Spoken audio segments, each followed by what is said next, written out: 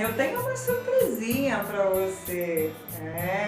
O pessoal do Se Liga VM, o pessoal que faz o programa aqui junto com a Niara, toda a equipe do Se Liga VM, veio gravar com a gente aqui.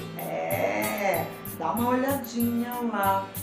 Quer saber? Eu fui entrevistada também e você vai ter que me ver lá no portal do G-Show, daqui de Fortaleza, tá? Tá escrito aqui, ó, vou deixar escrito aqui bonitinho pra você entrar lá e assistir toda a entrevista, tá bom?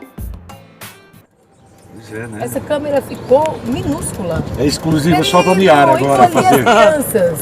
A gente tá fazendo aqui. A minha queridíssima amiga Niara Meirelles ficou vestida a caráter para o campo de golfe. O pessoal da equipe aqui da produção Se Liga Verdes Mares também, TV Globo aqui do Ceará, tá fazendo essa cobertura aqui que vai passar no G-Show, tá bom?